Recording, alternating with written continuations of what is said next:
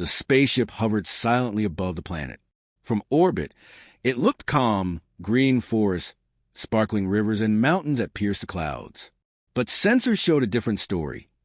This was a Class-9 Deathworld, a place where every step could mean death. Inside the ship, cadets strapped themselves into drop pods. Hearts raced. Their palms were sweaty. Some tried to steady their breathing. But the low hum of the ship made it impossible to ignore the tension. "Remember," said Captain Hale, calm as ever, his eyes scanning the view screen. "This is a training exercise. Humans call it camping." A nervous laugh ran through the pods. "Camping?" muttered one cadet. "You mean like with tents and marshmallows?" The captain didn't reply. He only nodded at the control panel. Outside, the atmosphere of the planet shimmered, as if sensing the incoming visitors. Then the pods opened. A sudden jolt threw cadets against their harnesses. The planet's gravity grabbed them with full force. Outside, the sky was a blur of green and brown. The air screamed past them as they plummeted. Some screamed. Others stayed frozen, staring at the ground rushing up to meet them. The first pod hit the forest floor with a violent crash, throwing branches and rocks in all directions. Trees bent and snapped, screaming as if in pain. Dust rose, and the cadet inside rolled, barely keeping their balance. From above, the other pods dropped like fiery comets, each one hitting in a different part of the jungle. Sensors lit up, showing movement, large shadows shifting among the trees. Something was watching. Cadet Rivera climbed out her pod. Her boots sank slightly in the soft, wet soil. She looked around. The forest was beautiful, almost peaceful, but a shiver ran down her spine.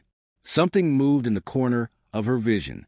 A low growl rolled through the underbrush. Not loud, but enough to make her blood run cold. Something was out there. Something big. Other cadets stumbled out of their pods, forming a loose circle. "Did anyone else hear that?" whispered Cadet Gene, trying to sound brave. His voice shook. "Just the wind," someone said, but their voice had no conviction. Everyone knew the wind didn't make low growls. Cadet Rivera held up her comm control. "This is Alpha Pod. We've landed. No immediate danger." Her words froze as the ground trembled slightly. Something massive moved among the trees. Captain Hale's voice came through the comm firm. "Stay alert. Trust your training. And remember, enjoy the camping." The cadets exchanged nervous glances. Enjoy? There was nothing enjoyable about being dropped onto a planet that wanted them dead. Suddenly, the shadows moved faster. One of the cadets pointed.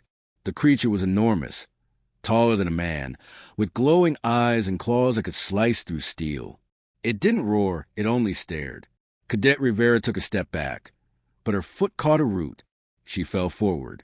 Panic surged, but before she could cry out, the creature disappeared into the trees. Just like that, the other cadets were frozen. The forest seemed alive, breathing around them, watching. The air was thick, humid, smelling of wet earth and something else. Something wild and dangerous.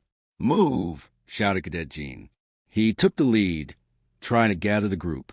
They had to find higher ground, somewhere safe to regroup. Branches cracked underfoot. Every sound echoed. Every shadow could be a predator. One cadet kept glancing back, convinced the glowing eyes were following them. Hours felt like minutes. The forest seemed endless, stretching in every direction. Finally, they reached a small clearing. For a moment, the sun broke through the canopy. Cadet Rivera collapsed against a tree, gasping. "This is insane," she whispered. I thought camping was supposed to be relaxing." Gene shook his head. "Not this kind. Not ever." Then a sound from the other side of the clearing froze them all again. A branch snapped, and the cadets turned. It was another pod, smoking slightly. They rushed over. Inside, a cadet groaned, bruised but alive. Relief mixed with fear. Relief that someone survived. Fear because the forest hadn't even tried yet. Captain Hale's voice cut through the tension again. "Good. You're all alive. Now stay sharp. This is only the beginning." The cadets looked around the jungle. The shadows moved, the forest whispered, and the planet waited. Somewhere deep inside, they knew this was no ordinary drop. This was survival, and only humans could endure it. They had landed. The drop was over, but the real test had just begun. The cadets gathered in the small clearing, still shaken from the drop. The planet seemed calm for a moment, but every rustle of leaves made their hearts race. They knew the forest was alive, watching them, learning their movements. Cadet Rivera checked the comm. Alpha pod here. All present. Minor injuries. Proceeding to regroup. Good. Captain Hale's calm voice replied. Stay alert. Remember, humans adapt. That is our strength. They moved cautiously, stepping over roots and fallen branches. Strange plants brushed against their arms, some glowing faintly. Cadet Jean reached out and touched one, and it recoiled like a snake. He yanked back his hand. These plants, they move? Yes, Rivera whispered. Like they're alive. And not just alive, they're aware. The shadows in the forest shifted. Cadets froze. From the underbrush, a creature emerged. It was unlike anything they had seen. Tall, sleek, with limbs bending at odd angles, eyes glowing colors they couldn't name. It didn't roar. It only stared, tilting its head as if curious. Cadet Lopez raised his weapon, trembling. Do we shoot? No, Rivera said firmly. Wait, watch. Humans weren't the strongest species on this planet, but they were clever. They could observe and adapt. That was how they survived. The creature took a step forward. It moved silently, its feet barely touching the ground. It sniffed the air, then retreated back into the forest. The cadets exhaled. Relief washed over them, but tension remained. They were being studied. The planet was testing them. Hours passed as they slowly moved toward the safe zone. The forest seemed to shift. Trees blocked paths that had been clear. Strange noises echoed, clicks, hisses, whispers. Every shadow could hide a predator. Suddenly, a cadet screamed. Rivera turned just in time to see a small, fast creature leap from the bushes. It was no bigger than a dog, but had claws like knives and teeth like razors. Rivera reacted instantly, pushing Cadet out of the way. The creature hissed and vanished as quickly as it appeared.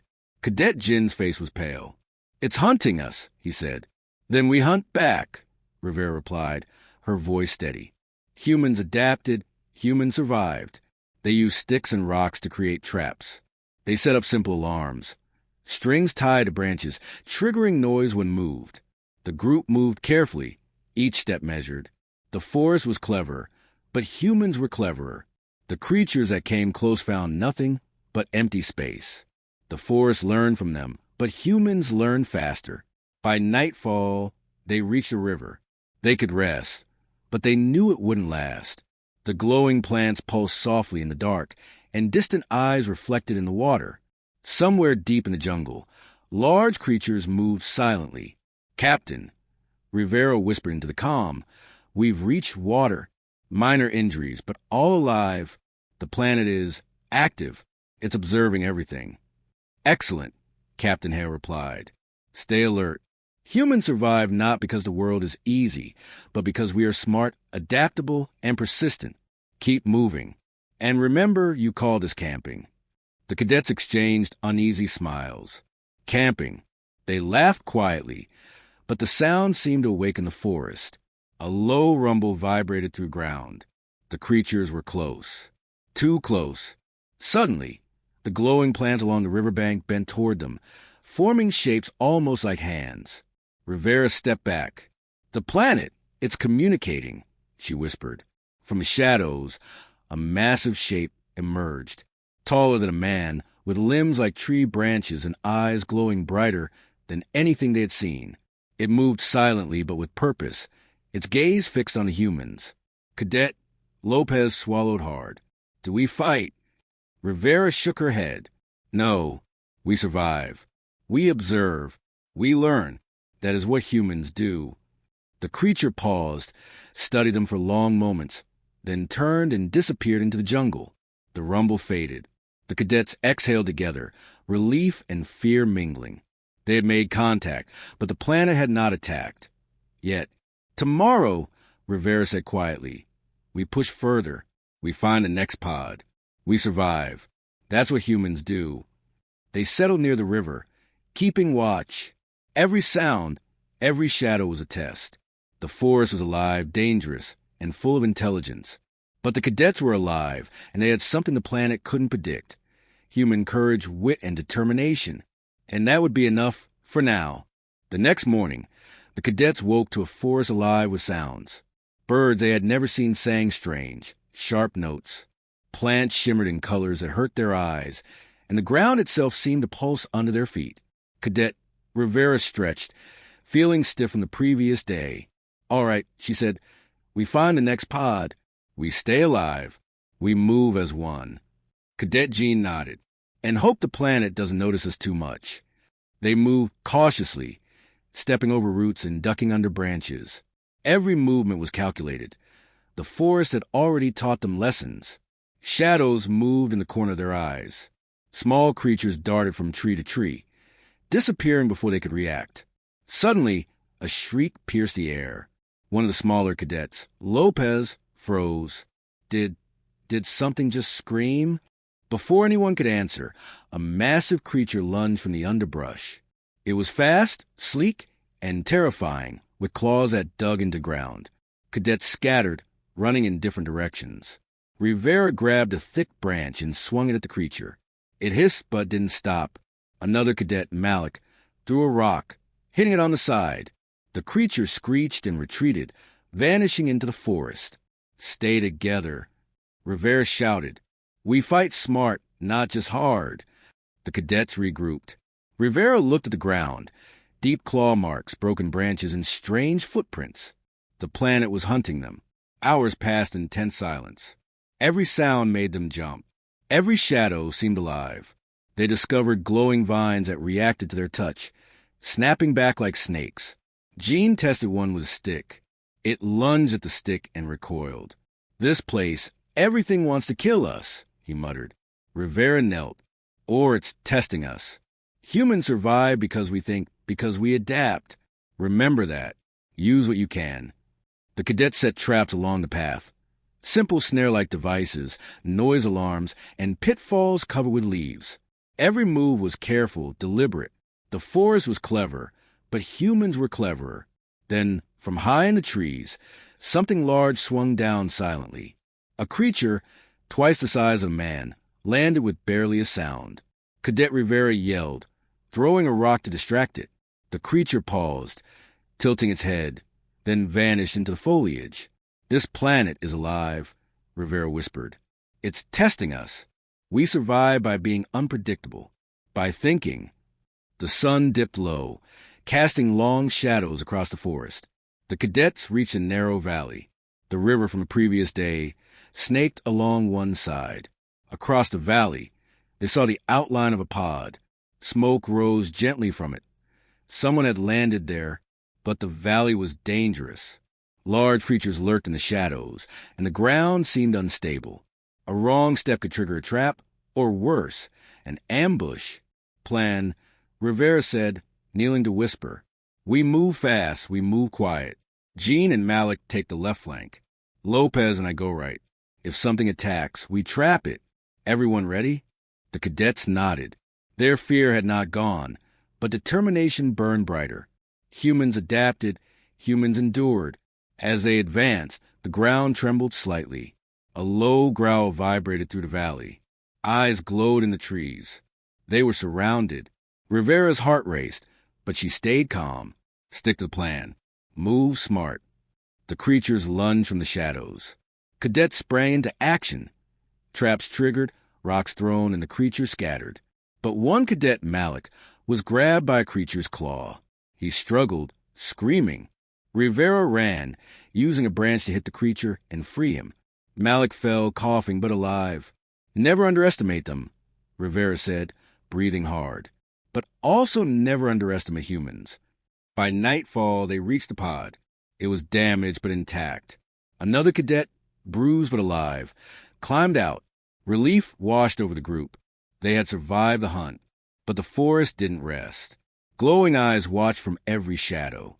The ground trembled slightly, warning them. The planet was not done. It was patient, cunning, and deadly. Rivera looked at her team.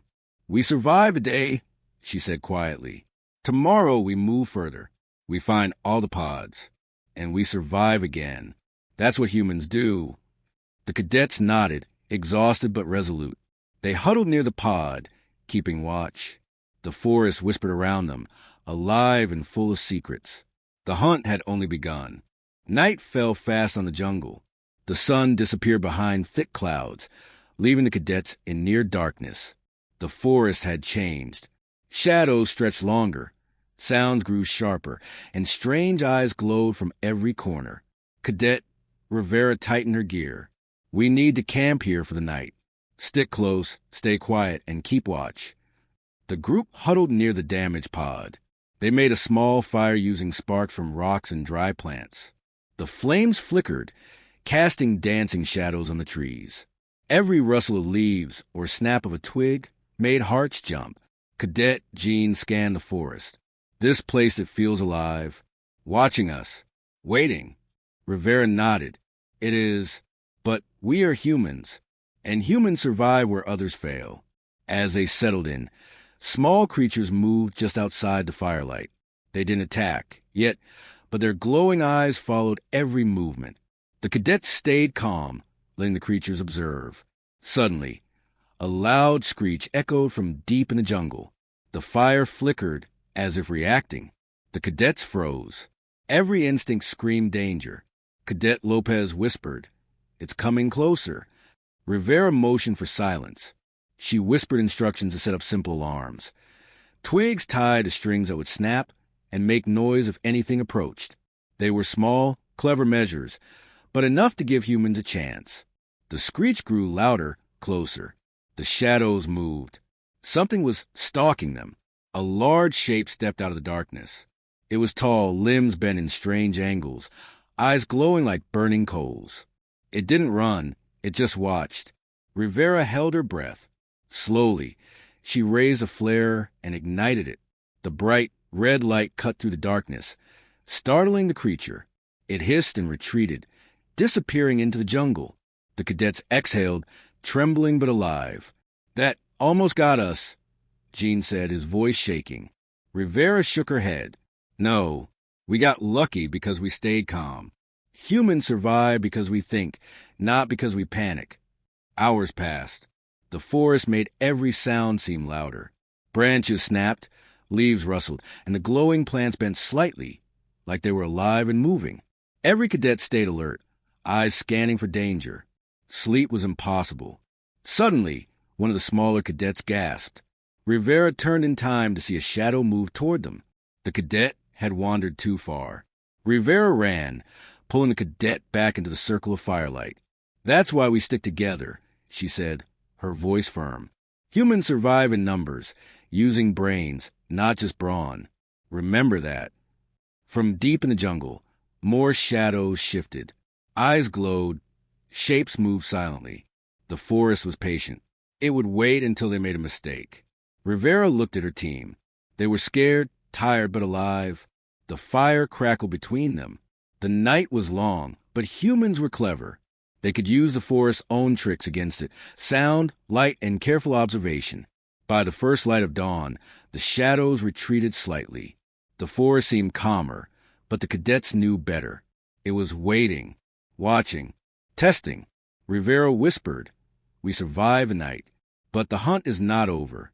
The forest is clever, but humans are smarter. Tomorrow we move again. We adapt. We survive. That's what humans do." The cadets nodded, exhaustion and relief mixing on their faces. Nightfall had passed, but the battle of wits with the planet was just beginning. By midday, the cadets had moved deeper into the jungle. The ground was uneven, roots twisted like snakes, and the air thick with humidity. Every step felt heavier, every sound sharper. But ahead, through the dense trees, they saw shapes unlike anything in the forest. Cadet Rivera squinted. "Look, ruins. Alien ruins. This could be what we're looking for."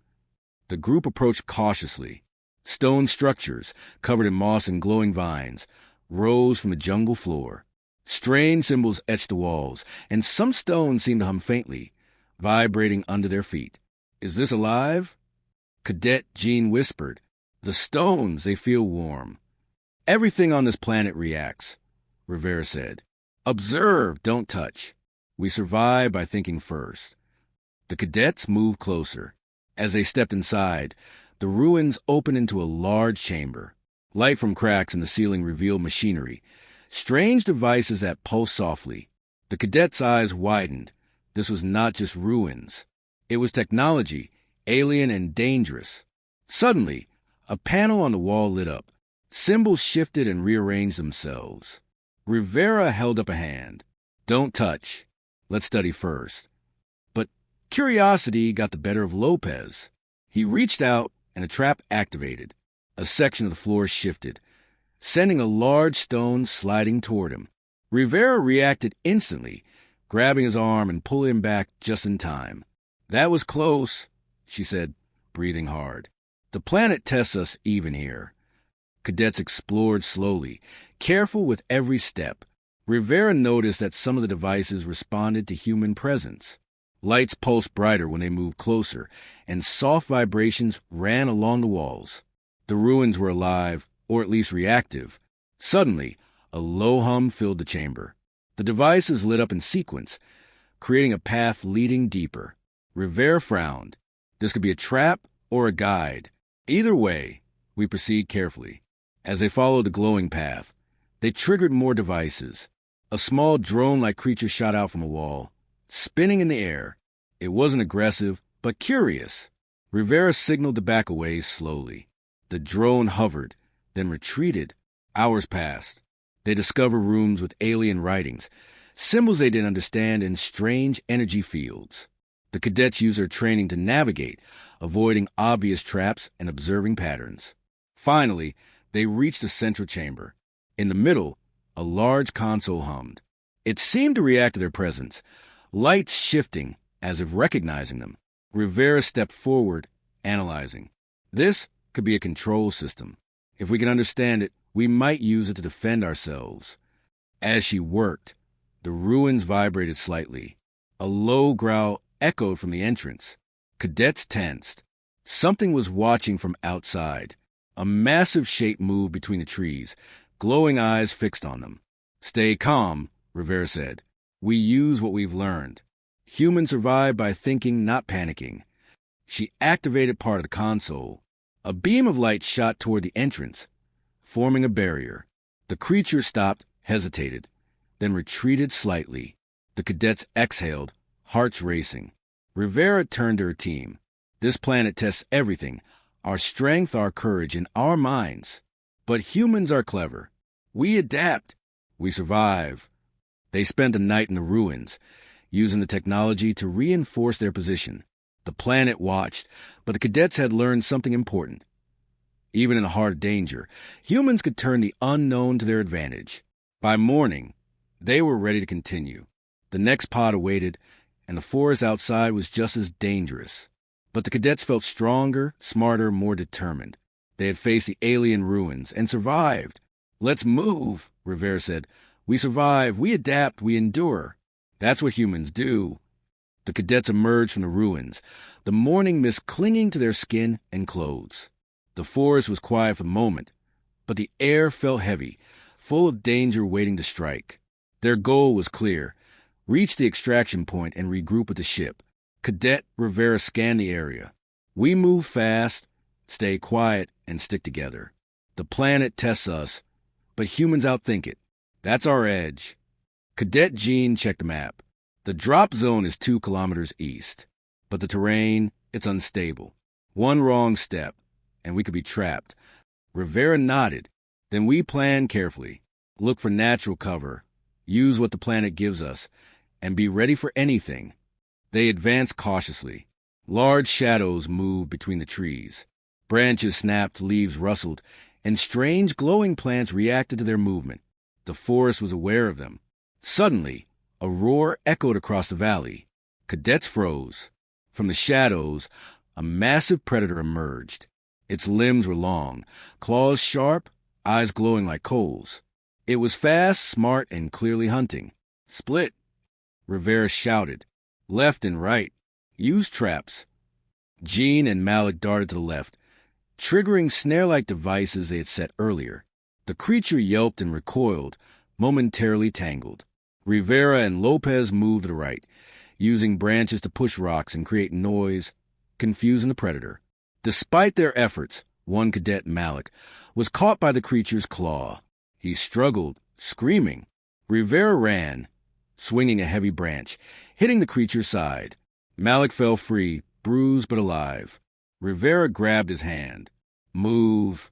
Humans survive because we fight smart, not blindly. They continued toward the extraction point, using the terrain to their advantage. The forest tried to trap them, fallen trees, glowing plants, and hidden pits. But the cadets adapted. They climbed, jumped, and ran, thinking with every step. Hours later, they reached a small plateau. The extraction ship was visible in the distance, hovering above the clearing. Relief surged, but it was short-lived. Dark clouds gathered quickly, and a violent storm erupted. Rain hammered the forest, and the wind howled like a beast. The creatures of the forest emerged, taking advantage of the chaos. Eyes glowed from every direction. Shapes moved silently through the trees. Almost there. Rivera shouted over the storm. We stay together. Use everything we've learned. The cadets set small traps along the final stretch, confusing predators just long enough to run. They climbed a steep ridge, sliding in the mud, lungs burning, hearts pounding. The ship hovered above, winches lowering ropes. One last challenge. A massive creature leapt from the tree line, blocking their path. Rivera held her ground. She yelled, "Focus! We survive as a team." Using quick thinking, Rivera and the cadets triggered a trap, startling the creature just enough to dodge. One by one, they grabbed the ropes and were pulled up into the ship. Malik, exhausted, went last, shaking but alive. As the ship lifted off, the storm and forest receded below them. The planet's jungle stretched endlessly, dark and dangerous, but the cadets had survived. Humans had adapted, fought, and outsmarted the Deathworld. Rivera looked at her team, wet and exhausted but alive. This planet tests everything, strength, courage, and intelligence. But humans endure. Humans survive. That's what we do. The cadets nodded, catching their breath, feeling the triumph of victory. They had escaped the hunt. But deep inside, they knew the planet would always remember them. And so would they. The ship hovered above the jungle, engines humming against the heavy wind and rain. Cadets clung to the ropes, exhausted, mud covering their uniforms. The storm raged, the forest below alive with glowing eyes and strange noises. Cadet, Rivera scanned the clearing below. Almost everyone's up. Just one more pod. Jean, gripping the rope tightly, shouted over the wind, "I see it. The pod's damaged, but someone's inside." Rivera's heart raced. She knew the forest wouldn't give up easily. The death world had one last test for them. From the trees, shadows moved with alarming speed.